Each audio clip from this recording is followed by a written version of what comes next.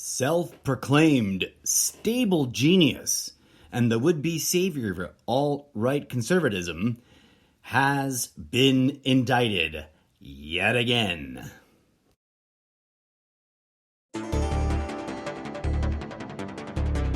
Good morning, Trumptopia.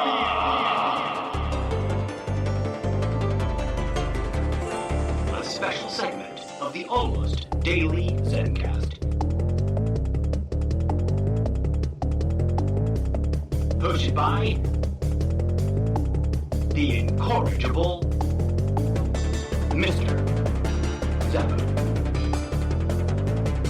Let's talk Trump. Good afternoon, good evening, good morning, and good night to you, friends, and welcome to the almost daily ZenCast special segment, Good Morning, Trumptopia. And this is sort of like sometimes I like to do like crossovers from the different segments, so this is also a breaking news segment, because holy moly, did the breaking news set the media world, both professional and amateur, on fire. But then again, when Trump makes news, everybody gets their hackles up. It is Friday, June 9th, 9 a.m. Pacific Standard Time as of this recording, and I humbly thank you for tuning in and checking out this show, whether you're watching it, listening to it today, or in the not-too-distant future. All right, folks, so here we are. The long-awaited federal indictment has dropped. And Trump's already been preemptively and post-emptively, if I can make up a term, screeding about it on his social media platform. Quite predictably, calling it all a witch hunt. Now, before we talk about anything else, on the issue of witch huntery, I must ask for all those willing to actually put on their critical thinking caps and think it through. I must ask the following question. Which is really a witch hunt? Spending 4.5 years claiming that he's going to lock her up and yet doing absolutely nothing about it in terms of actual, tangible actions that he could have taken while in office. Therefore, basically just using it as political propaganda, or insurmountable evidence being presented to a grand jury and actual indictments. I mean, I don't know about you, and I do not pretend to be a legal expert, but from a big picture point of view, I would suggest to you, dear friends, that you might want to reassess whether or not you believe Trump's claim of everything being a witch hunt. Let's pivot real quick. As always, friends, my shows are real, raw, radically unscripted. I don't have any talking points in front of me. I've got a few tabs open on the internet because I want to be able to reference facts accurately. But that's about it. Let's pivot real quick to the accusations against Biden of the same kind, or even the more exaggerated ones. Let me ask you this question. If the GOP, if Trump, while he was in office, had real, tangible, verifiable evidence, why didn't they go to the DOJ? Why didn't they initiate investigations? Oh, wait, they did. Some of them. And those investigations led to kaput. Nothing. Zero. Zilch. Nada. Trump's own appointed Attorney General, Bill Barr, which, of course, the Trumptopian movement has thrown under the bus. But that's a whole other issue. Trump's own Bill Barr said, we can't really find anything to take this inquiry further when it comes to the Biden family corruption scandal. Now, let me be really clear about something, folks, because there's a lot of trolls and haters out there, bless their hearts, accusing me of having said things I haven't done, or accusing me of believing things I don't believe in, etc., etc., etc. I have been consistent throughout in saying, if there's real evidence, investigate it all. All right? I don't blindly defend anybody. I focus on my critiques and questions at the Republican Party in the last several years, and particularly in this podcast, for very simple, clear reasons, which I've stated before, and I'll summarize like this. This show is called Good Morning Trumptopia because of my deep spiritual concern that Trump is a manifestation of a deep-seated, long-neglected spiritual trauma that the human species needs to address and heal, and that what really chaps my hide is that extending the GOP's hijacking of Christianity in America, Trump has literally hijacked evangelical Christianity and turned it into a cult of personality. And that just chaps my hide. Because although many self-described Christians would reject me, I appreciate and value the teachings of Christ. And I'm going to stand up and call out anybody in politics that clearly is not living up to any claim of being a follower of Christ. And that goes in any direction. Okay. So, the long-awaited indictment finally hit, and it's just the latest in a cornucopia of legal issues that Trump has had to face. For those of you who do not know, because, and mind you, it is quite surprising how many Trump supporters have never bothered to enter the key search word terms into their preferred search engine to look at just how many lawsuits Trump has been involved in. So for those of you who don't know, since the late 70s, early 80s, and up until before he ran for office, and mind you, I'm just cutting things off before he ran for office, according to the sources I've been able to dig into, Trump and his business entities have been involved in over 4,090 some odd lawsuits.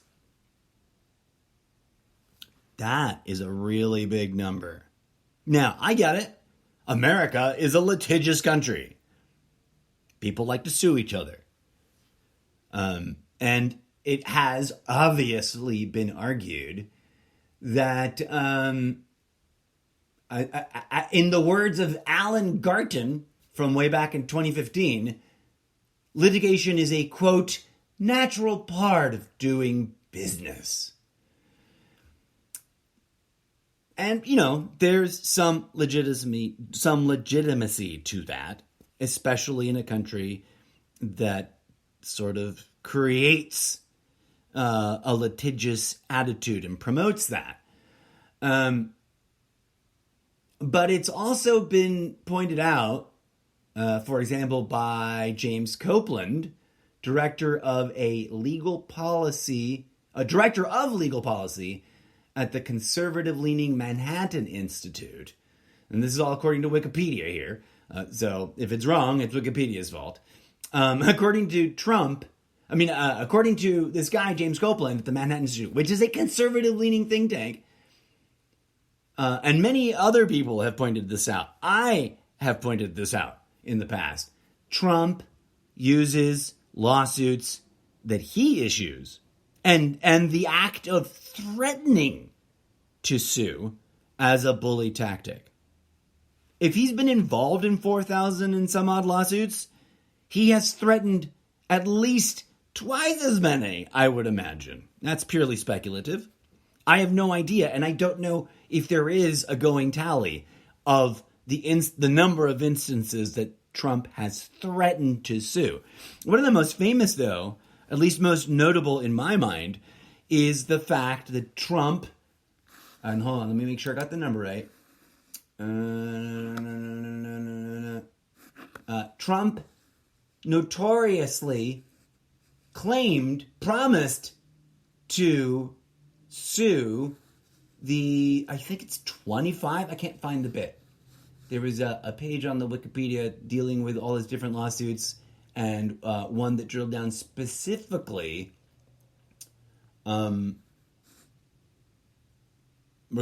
his lawsuits regarding sexual misconduct.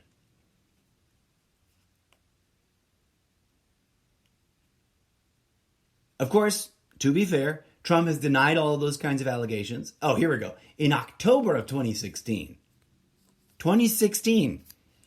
Trump publicly claimed that publicly threatened to sue all women who have ever made allegations of sexual misconduct against him. Curiously, it's now 2023, and there's not one shred of evidence that he's actually done anything about that threat and or promise. And that's just the tip of the iceberg in that sort of trend. He will threaten lawsuits.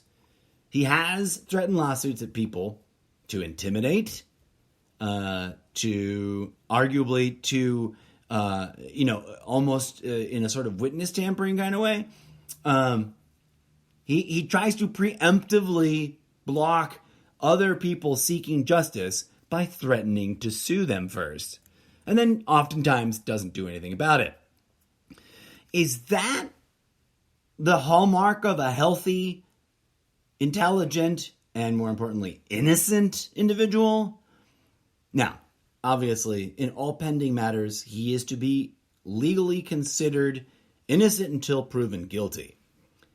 But it must be pointed out that in his pre-existing backlog of cases, he and his businesses have been found guilty of fraudulent transactions, et cetera, et cetera. He's been found guilty of quite a few things.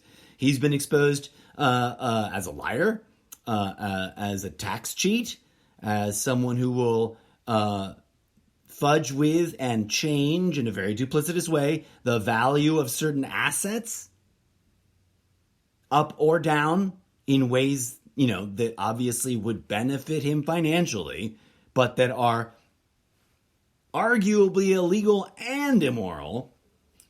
The most recent case, of course, in April of 2023, a jury found Trump liable for defamation and sexual abuse in the Carole Jean case. Is that her name? Jean Carroll. Forgive me. There it is. So, of course, it should go without saying, but it obviously must be said, because his supporters love to jump to conclusions and accuse things willy-nilly left and right.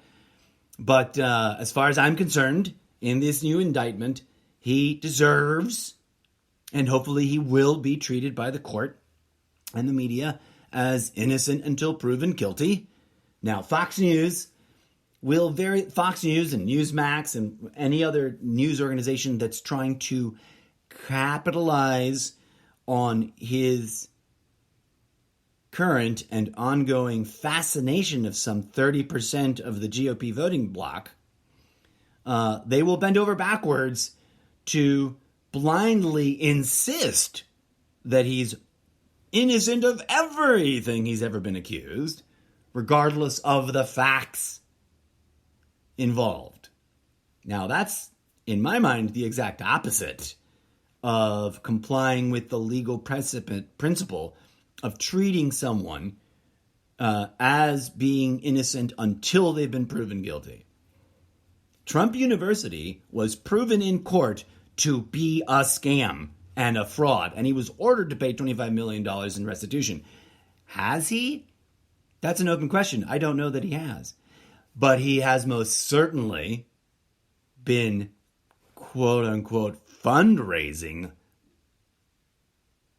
and milking his base since he launched his political career. And I say that, I say that because other, fraud cases have been brought and proven against him. Trump University just being one of them. So there's way too many lawsuits to go through.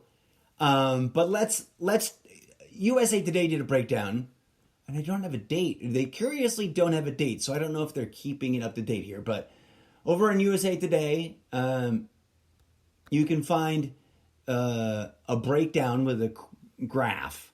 Go look at it for yourself of breaking down the status of the 4,095 lawsuits that Trump's been involved in over time. I thought I'd just kind of run through some of the numbers. 85 branding and trademark cases. 45 of them he was the plaintiff. 40 he was the defendant. 17 campaign-related cases. 1 he was the plaintiff. 16 he was the defendant. 1,863 cases regarding his casino businesses. Curiously, out of those, 1,679 he was the plaintiff, and 139 he was the defendant. 208 contract dispute cases, 62 of them he was the plaintiff, 146 he was the defendant. 130 employment-related cases, 12 of which he was the plaintiff, 118 he was the defendant. 63 cases regarding his golf clubs, 26 of which he was the plaintiff, 37 of which he was the defendant. 190 government and tax-related cases, 113 of which he was the plaintiff, 77 of which he was the defendant. 14 media or defamation-related cases, split right down the middle. 17 times he was the plaintiff, 7 as plaintiff, 7 as defendant. 206 other cases, which are difficult to categorize according to USA Today, 22 of which he was the plaintiff, 184 of which he was the defendant. 697 personal injury cases, 1 of which he was the plaintiff, 696 of which he was the defendant. 622 real estate related cases, plaintiff 153 times, defendant 469 times. Now, that's a lot of numbers, right?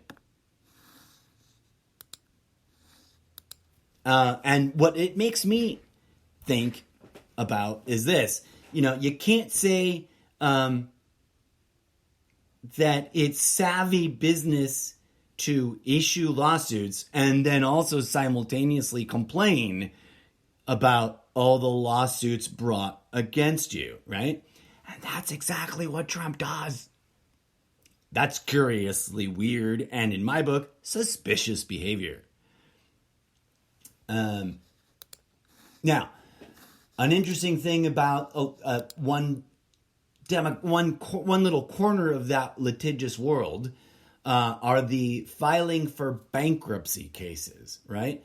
Now, according to the American Bankruptcy Institute and a blurb that they posted, which at the very end sounds like an advertisement for getting your own bankruptcy lawyer, so take this with a big, huge block of salt.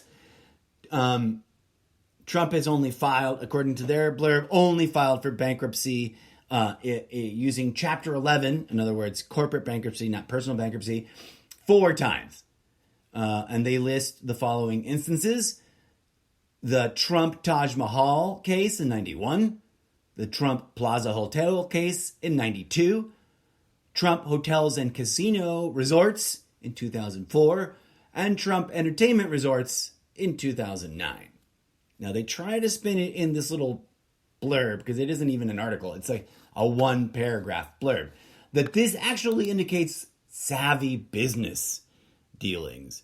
But yeah, I get it. You can definitely say that choosing to file for Chapter 11 bankruptcy is in a moment of floundering business problems a wise things to do, right? Sure, okay, I get that. That's a rationalization. But doesn't it mean that the business has been poorly managed up until that point? Now, according to a different article by Yahoo, which my reading glasses do not help on this big screen, it isn't 4 cases of bankruptcy, but rather 6 going on 7. They break it down a little differently, and it may be it may be a bit too nuanced to break it down, but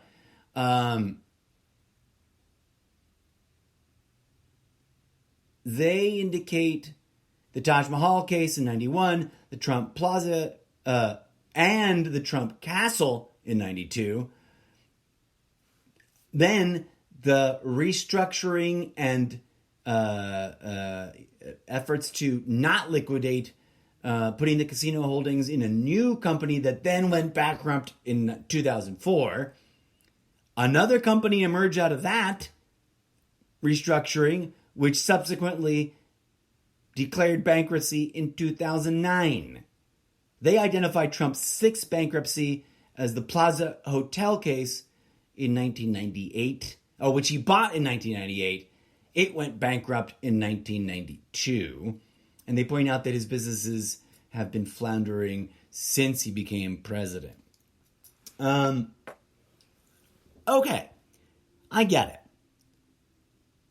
An individual business operator can run into trouble, extenuating circumstances beyond their control could cause huge problematic issues. And I'm not going to automatically assume that every business that's ever had to file for bankruptcy had to do so for nefarious reasons. I'm just not going to make that assumption. But I'm also not going to assume that when one individual has had that many instances of bankruptcy, that must mean he's a business genius. Both assumptions take rational thinking to extremes that don't make rational sense, in my humble opinion. Now, here's something that most of the people bending over backwards to defend Trump as a supposed business genius don't talk about. All of those bankruptcies screwed his employees over in a very particular way. He repeatedly encouraged his employees to invest their own earnings from working at those places back into the casinos and or I think that for a while there was a specific stock. Now this is coming from a Mother Jones report by Patrick Caldwell from October 17th, 2016. I quote here, more than 400 employees lost a total of $2 million from their retirement accounts because of these multiple bankruptcy instances. Does that sound like something that a guy fighting for who's claiming to be fighting for the little guy would do to the little guys that work for him? Or does that sound like someone who's fighting for his own personal profit interests? I'll leave it to you to decide, but I will also share with you my assessment. I don't think that one should be applauding Trump for this kind of tactic, as it caused a lot of financial harm to his own employees. And when an employer damages their employees, that's bad business, in my opinion. that's also immoral, in my opinion. There's a lot more in this article. Apparently, Trump casino employees were allowed to invest their 401k savings directly into Trump stock, which, now, as the quote, as the company floundered in the years leading up to its second bankruptcy in 2004, stock prices plummeted. Between 1996 and August 2004, employees were encouraged to invest in the stock known as THCR. And the prices, the share prices fell from $30 a share to $2 a share. You can read that article for yourself. It's available on the internet, so the other articles I've referred so far. It really sort of shocks me, folks.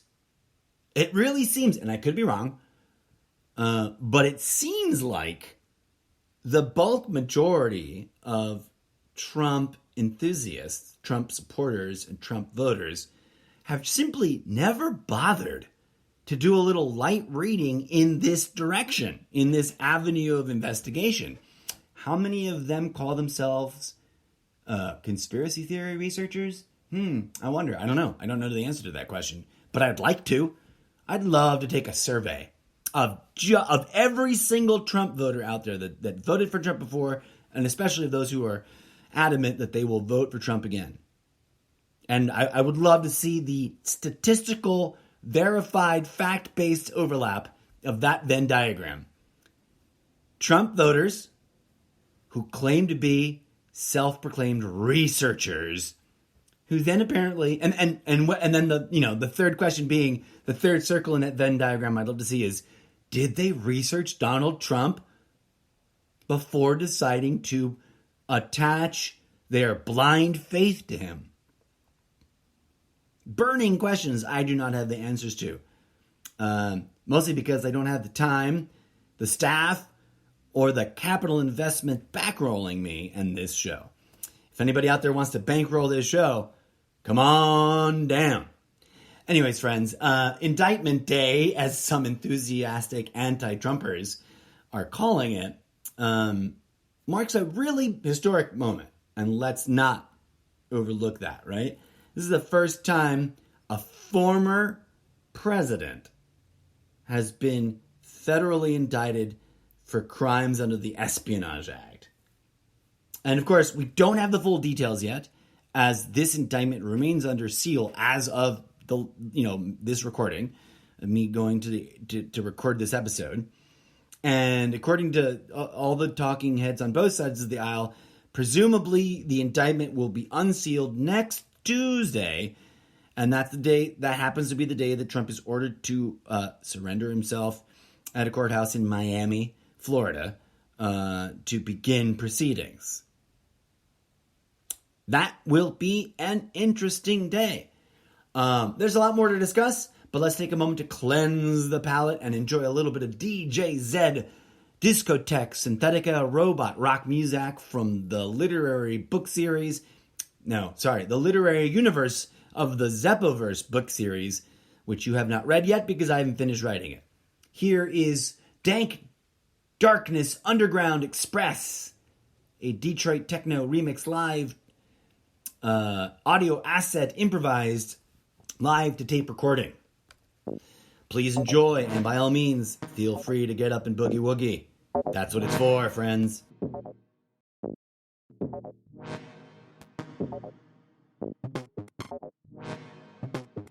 Of course, in order to be absolutely sure that my episodes are never in danger of being in violation of Sprecher.com's terms of usage, I will, of course, intersperse some of my continuing thoughts into the music, because we're not allowed to just play music. I recently talked about this in past episodes, but I'll bore you with more of that. My Good Morning Trumptopia show was temporarily sort of removed from the air because of that concern. But they did a thorough verification and they found that they were mistaken. Huzzah for that. Good Morning Trumptopia is now available to listen to on Sprecher.com as its own podcast show, separate from the mainline show, the Almost Daily ZenCast. You can find the Almost Daily ZenCast and all of its spin-off segments by going to Sprecher.com/user/Mr. Zavo.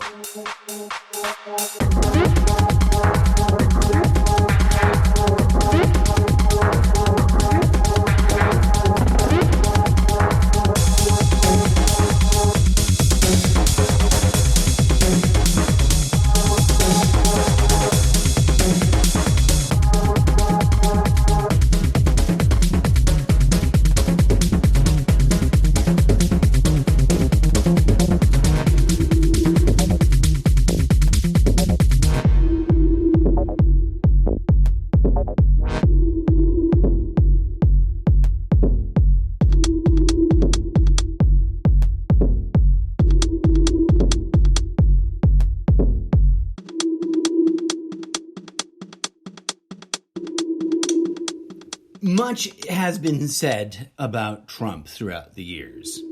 And Trump has said a lot about everyone who criticized him over the years as well.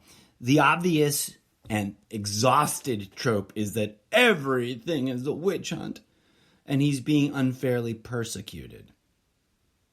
But interestingly, a lot like the GOP itself, the louder the noise, and the louder and noisier the accusation, the more likely it is that he's actually doing whatever he's accusing everyone else of doing himself.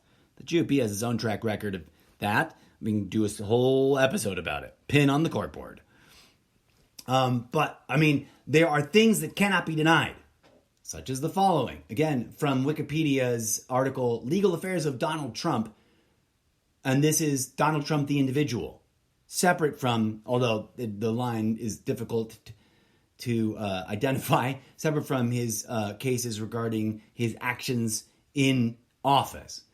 But on December 6, 2022, the Trump Organization was convicted on 17 criminal charges. And it's amazing how many Trump supporters openly admit in conversation that they didn't bother reading the details of that case, and that they won't bother reading the details of that case. That's interesting behavior choice, friends. Another one on March 30th, 2023, People v. Trump. Trump was indicted on 34 felony counts by a grand jury in Manhattan. He was arraigned on the charges on April 4th and pleaded not guilty on all counts. On April 25th of 2023, we already talked about the E. Jean Carroll case. He was ordered to pay her $5 million in damages. No idea on whether or not he's actually paid that out yet. But he certainly immediately turned around and spoke defamatorily about her, I think the very next day that decision was handed down. Is that what an innocent person does, folks? I don't know. I wouldn't think so.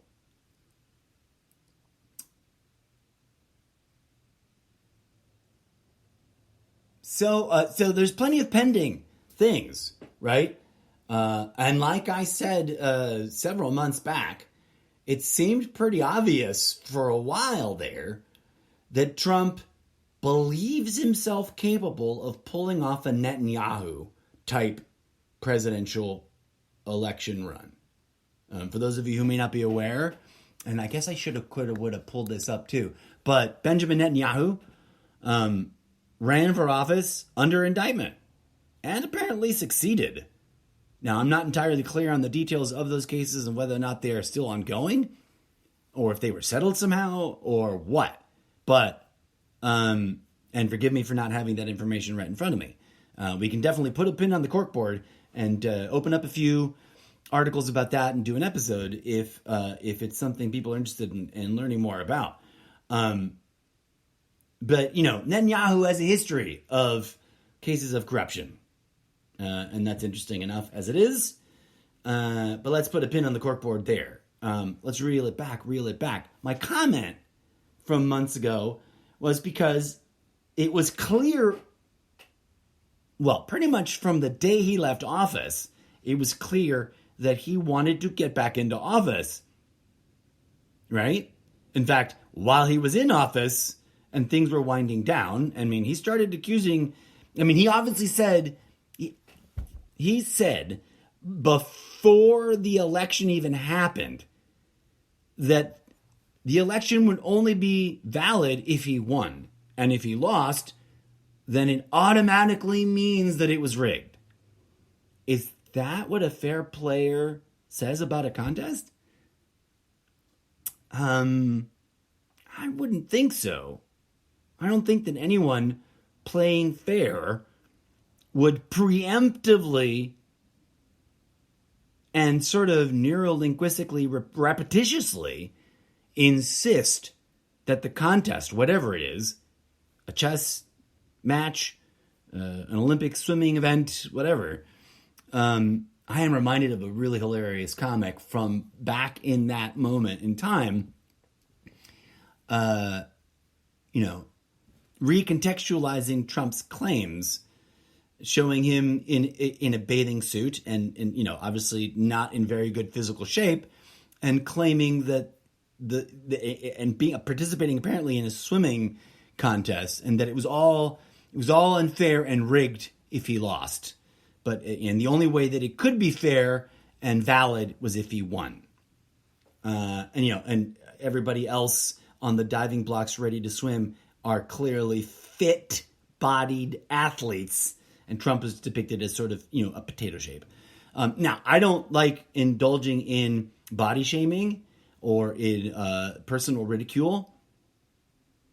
It should be noted, friends, I have avoided, although I will react at other people making fun of Trump for silly things, like his comb over and his orange spray tan, I have avoided leaning into that myself in my own content, right? It's a simple fact. His hair is weird.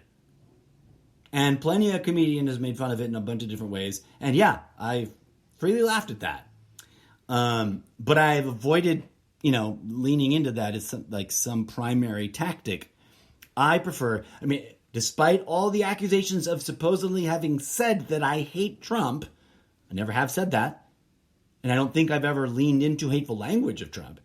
I have said that based on my understanding of who he is from long before he ever announced he would run for political office, back in the day when he was a Democrat for 30 some odd years, back in the day when he was the owner, for example, of, where is that? I need to make sure that I've got this right. Hold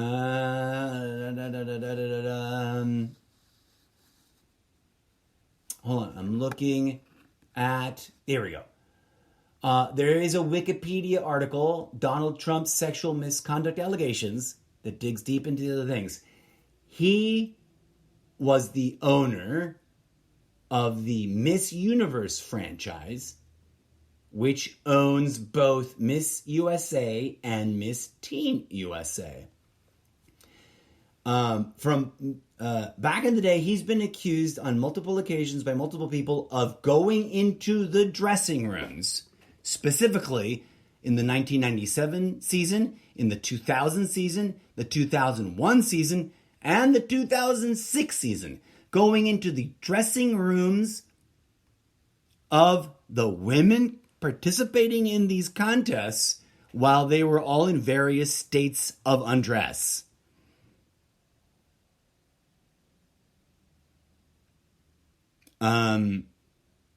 Does that sound moral to you? Does that sound like the behavior of someone who respects women to you? It doesn't, to me. That sounds pretty predatory to me. To be the person who owns the beauty pageant. Mind you, depending on the corkboard, are beauty pageants healthy, sane expressions of talent? I don't know. I don't think I could agree with that kind of assessment, especially when you're talking about teenagers and even worse, toddlers. That's a whole nother episode of discussion about the GOP's hypocrisy of accusing anyone and everyone that they don't like of being quote-unquote groomers, whilst lowering the age of consent, lowering the legal age to marry, and loving toddler beauty pageants. Pin on the corkboard. We're going to have to do a whole special episode about that someday.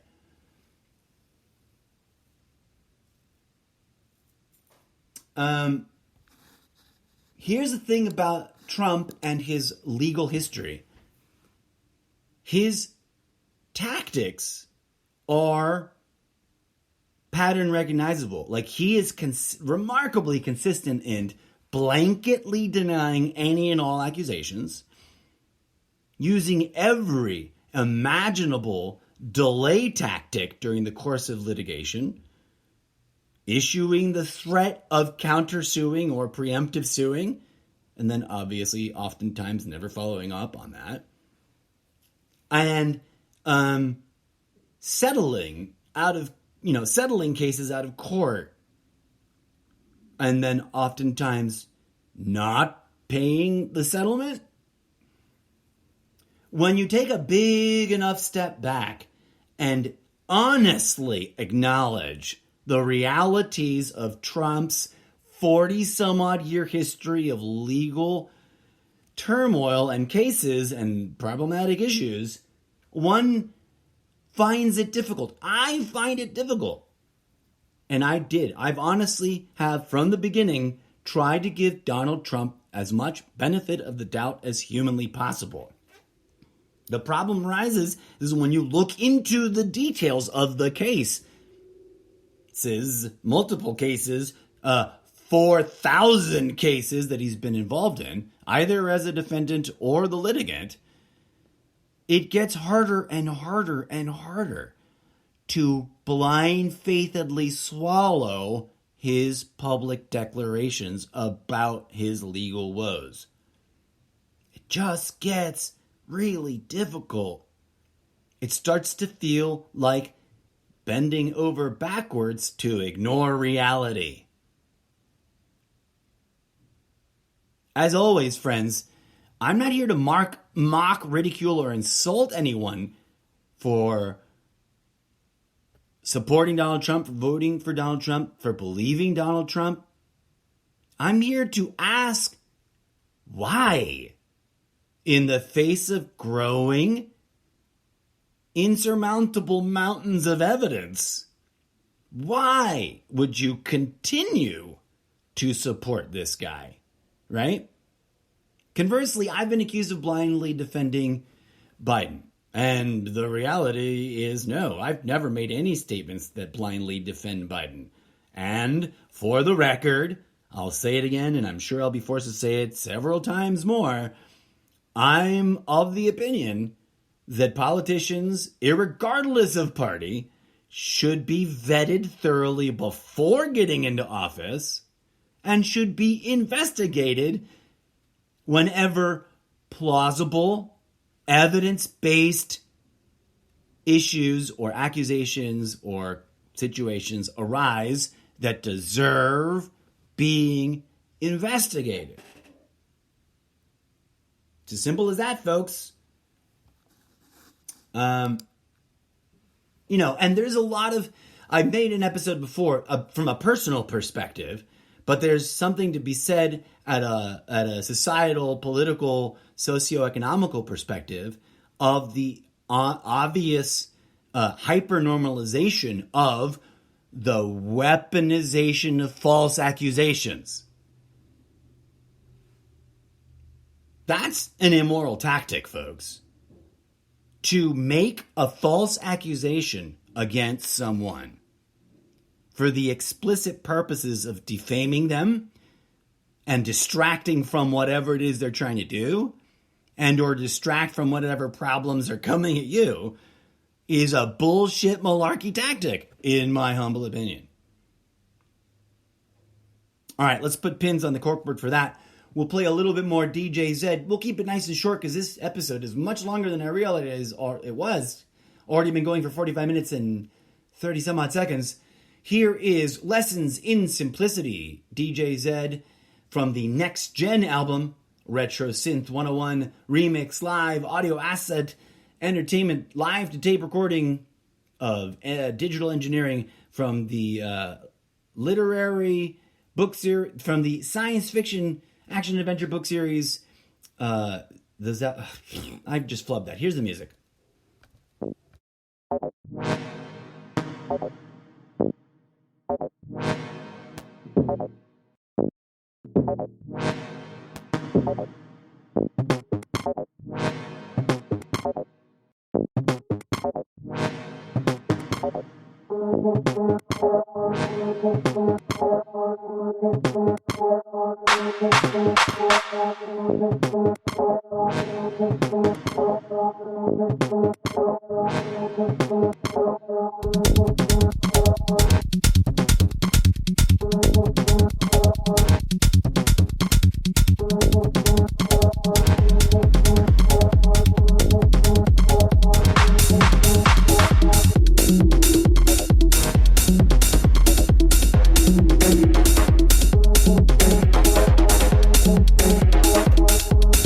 The mixing of politics and lawsuits is another thing that's going on, folks. Let's jump right back into it, even as DJs continues to play.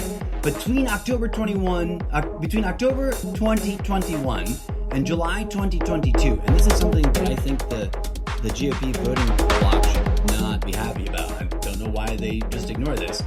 The Republican National Committee paid out more than $2 million in legal fees involving Trump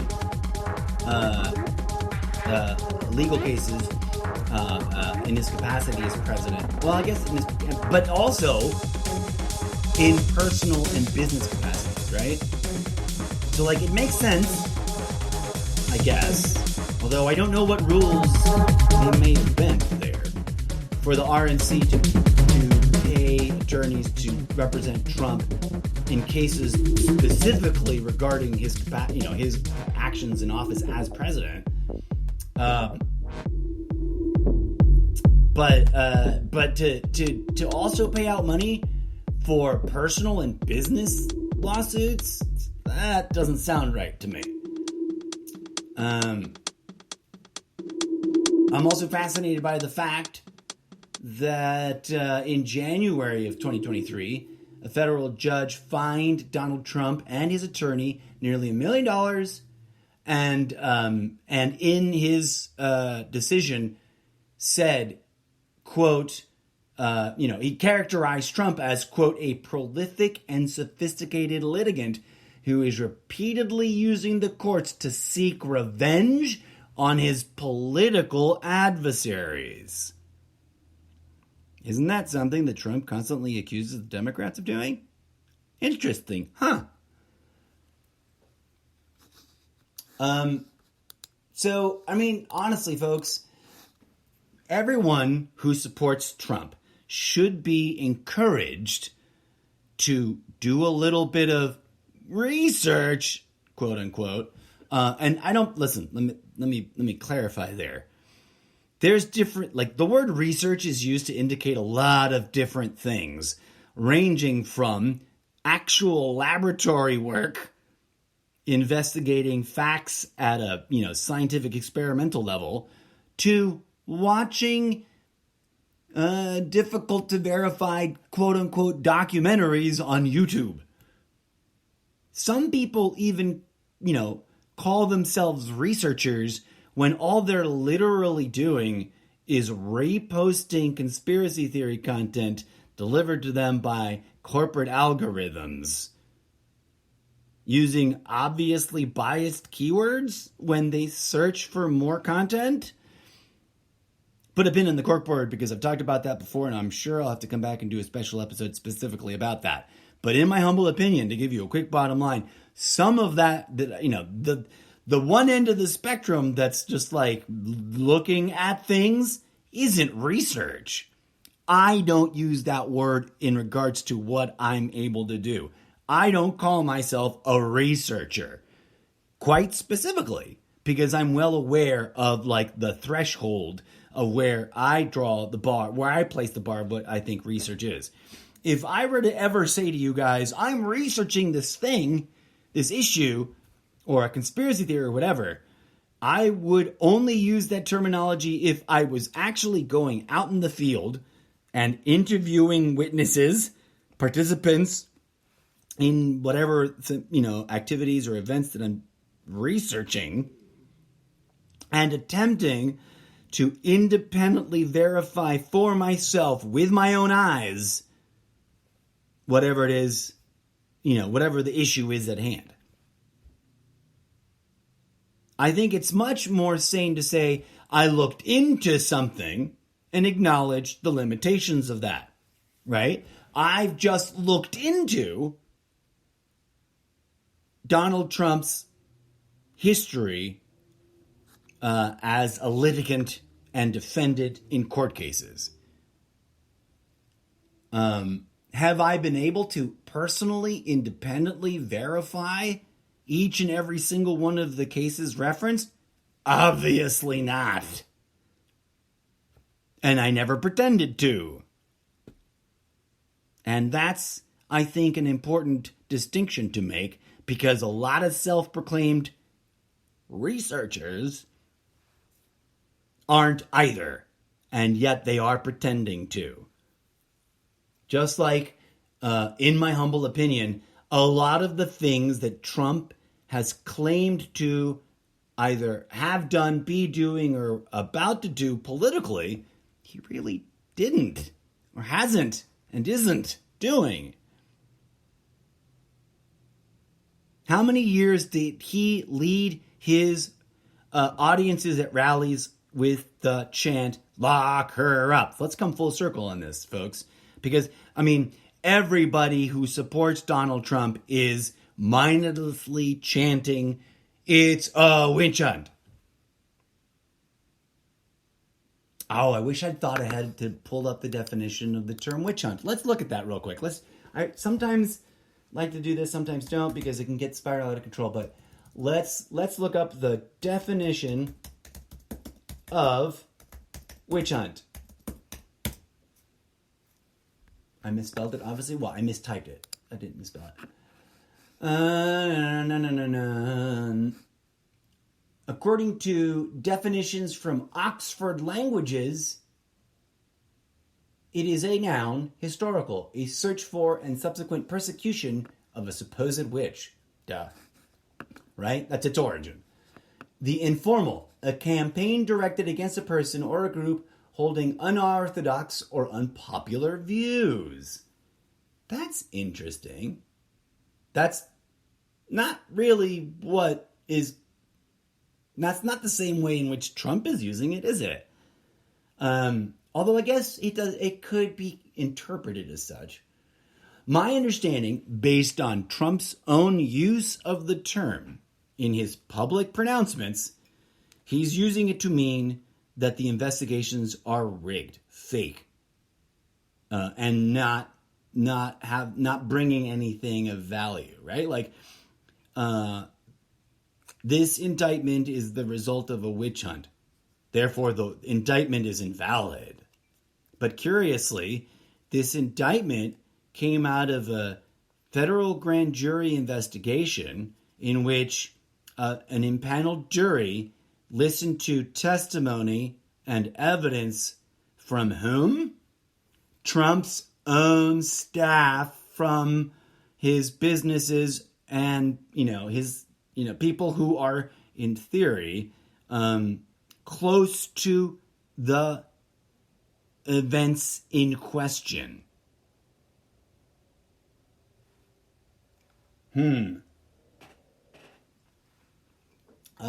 Other definitions of witch hunt. Noun, a searching out of persecution of a person accused of a trespass, searching out and deliberate harassment of those, such as political opponents, with unpopular views. Interesting. Again, I bring it back full circle. Trump, like, the GOP is accusing the DNC of weaponizing the DOJ.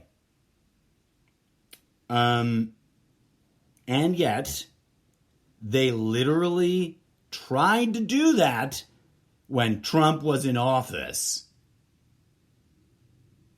Right? There's so many examples of Trump trying to push things in directions that just went nowhere. The 60 court cases that were lost regarding the fraudulent claim, as it has been debunked thoroughly, although Trump supporters refuse to understand that it has been thoroughly debunked, the fraudulent claim that there was widespread, top-down organized, fraudulent voting in the last presidential election. This is a claim that was made preemptively, which subsequently his own attorney general had to sit him down and explain, sorry, we can't find anything. Curiously, during that season during the beginning and the early days of Stop the Steal, during the first several months after the election, the vast majority of instances of actual voter fraud, which were relatively tiny, right? Nowhere near the all-encompassing nationwide top-down organized efforts that were being, claimed by Trump and his supporters. The vast majority of singular incidences were voters voting for Trump more than once, or using a dead relative's name more than once to vote for Trump. This has been proven in court, right? Don't take my word for it. Go do some looking into that. I won't use the word research. But maybe if you got the money and the time and the resources to spend, go do the research, like real research. Go to the places that these other investigations found that individuals voted for Trump fraudulently in various different ways, and find those voters and ask them yourself. Right? Now, were there a couple instances of some, individual voter for fraudulent ballots for Biden? Yes. But were any of the really wild, crazier, bigger than life accusations ever bared out? No. Trump's own team, Trump's own administration, right, in the days before he left office, conducted 2 huge investigations into those claims and found bupkis, nothing. Now that hasn't stopped the base and Trump's sycophants like Rudy Giuliani from continuing to make claims. But again, I ask you to round out this show, just like I was asking earlier about their accusations against the Biden family. Right? Lots of noise, lots of name calling, lots of grand, wild, complicated accusations. But where's the beef? Where's the evidence? Where's the impaneling of grand juries to review that evidence and to hear the testimony?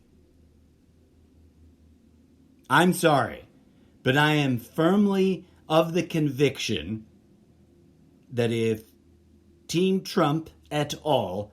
Actually had real, verifiable evidence, then they would be involved in the kinds of activities that those bringing charges, the attorney generals from various states and jurisdictions bringing charges against Donald Trump are currently involved in.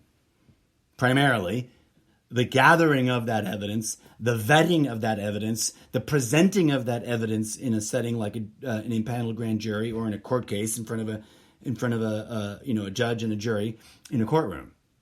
Curiously, they are not. The closest thing to it is whatever the heck Representative Comer's been doing. Is that his name? Gomer? I think it's Comer with a C. Forgive me, as I often apologize, I'm terrible with names.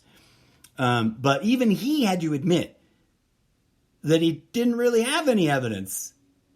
Even he has had to admit that the whistleblower seems to have evaporated and disappeared.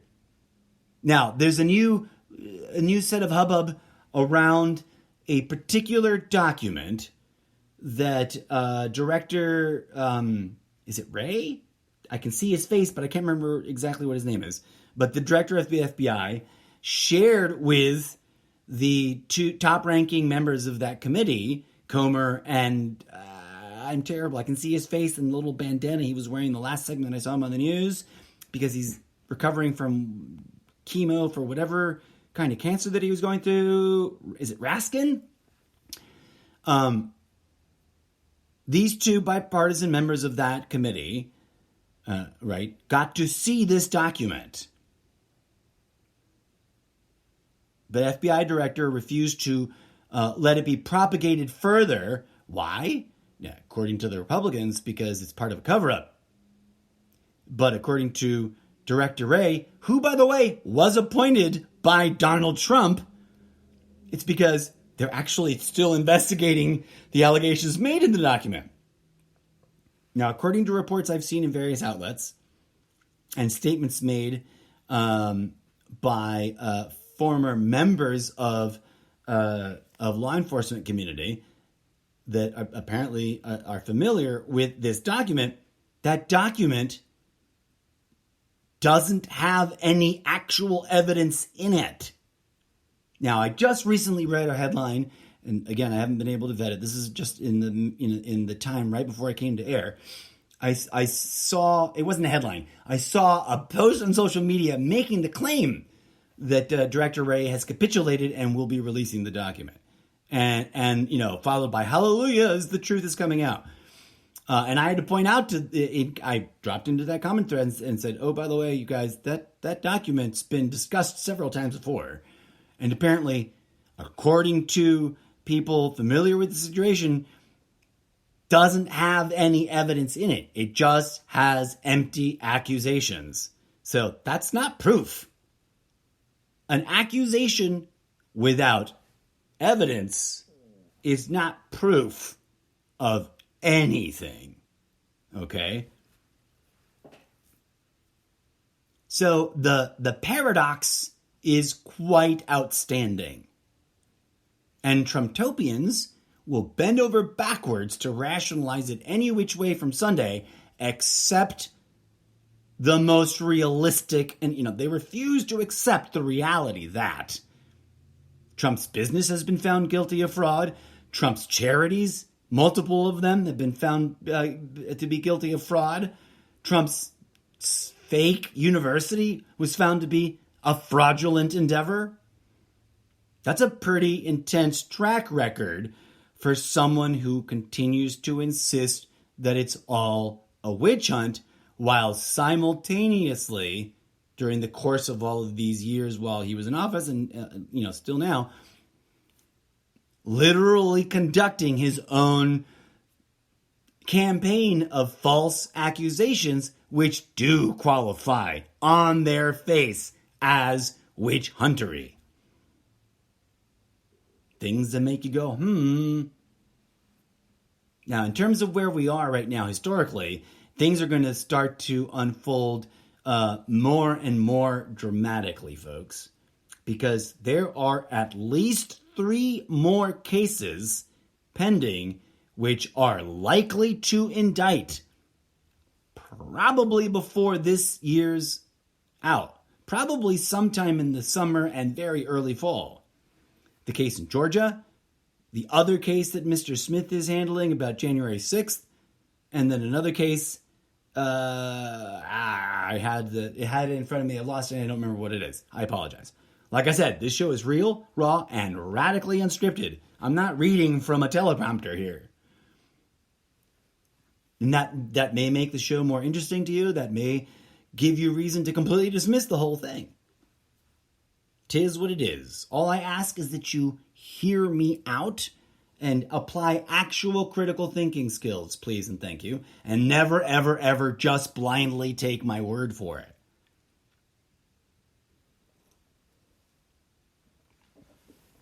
All right, friends. There's a lot more to come. We're going to have to watch this space very seriously. And it matters, you guys. It matters, right? Listen, let me be very clear.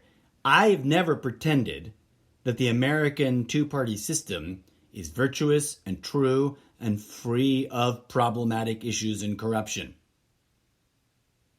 I was recently accused in the last 48 hours, again, by a Johnny-come-lately who is apparently intellectually lazy enough to just make blind accusations without doing a little bit of due diligence into what previous public statements I've made, who accused me of being, quote, stuck in the two-party system illusion.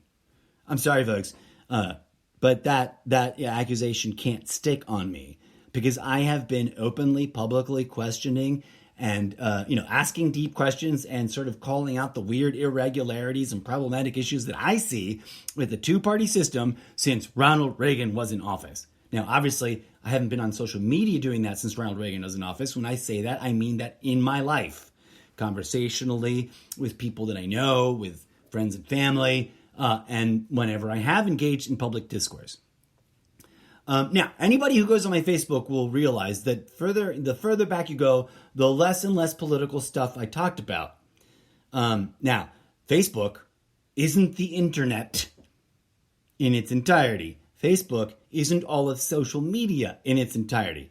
Facebook is only one of many social media platforms that I've been involved with and posting publicly about since I first started using the internet before AOL launched in 1988 or 89. Sometimes I forget which year it was, but I've been on the internet for at least a couple of years before that. Okay? And yes, that's weird and unusual, and I was quite young, and maybe it was a bit inappropriate for my parents to let me have access to the internet that early on, but I did. Unfettered access to the internet. I'm not pretending that my Facebook page has been the only place I've ever engaged in public discourse. So it's adorable when other people do make that weird presumption or assumption. And you know what they say about making assumptions? They make an ass out of you. And I guess me.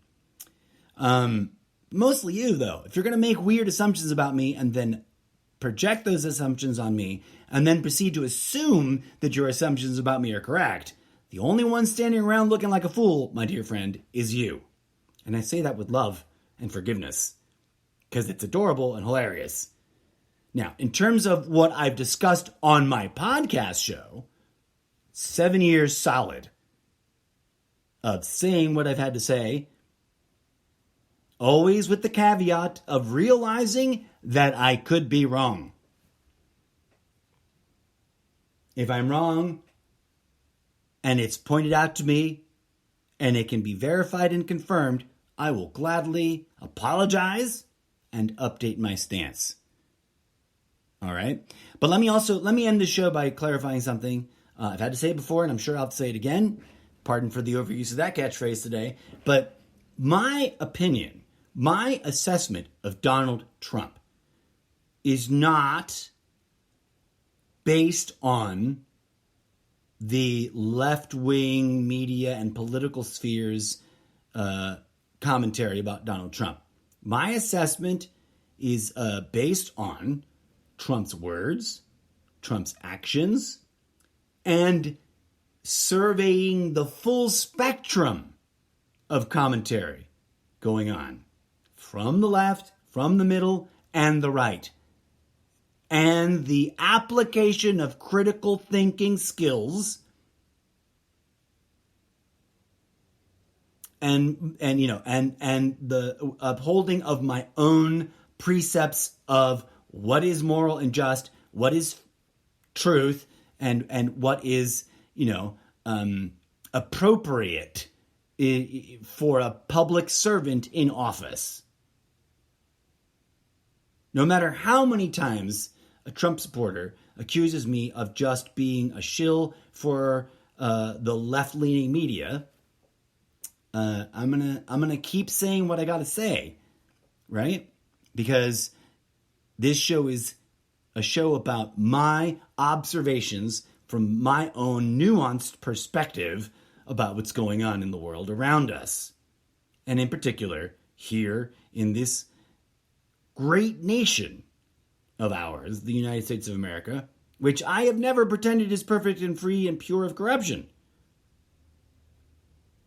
Now, who between, generally speaking, in broad strokes terms, if you compare the Democrats and the Republicans, which of the two is the one that's constantly claiming that America is perfect and free of corruption? Not the Democrats. They have a whole thing about self-criticism and about acknowledging the flaws of the past and about calling themselves out. Now, does that mean that they're free of corruption as a political party? Of course not. One of my biggest concerns is that ultimately it kind of looks like the two parties help each other get away with the things they both get away with. Hashtag two wings, one bird. My dyslexia gets in the way of that hashtag. I don't know for a fact that I coined that hashtag. Obviously, the term existed long before the internet. That's a bit of ancient wisdom there, folks. You know why? Because double-barreled ideological echo chambers of engineered wedge issues aren't new. They sure as hell are not an exclusively American phenomena.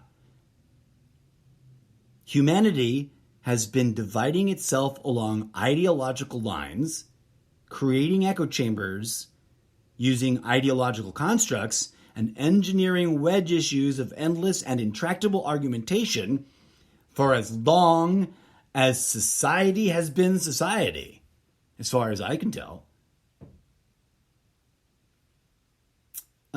So there's that. At any rate, friends, I've been rambling long enough at you. Let's move forward with clarity of mind, please. Let's move forward with the acknowledgement that politics needs reform.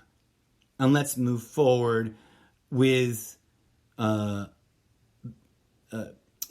earnest assessment of what's going on to the best of our abilities to assess the facts on the ground as they actually are, instead of buying into hyperbolic, exaggerated, weaponized accusations and political talking points.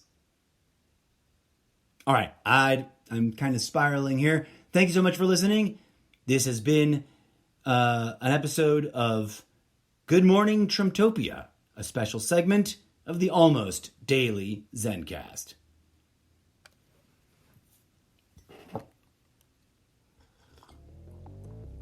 And that is the latest madness from behind the orange wall.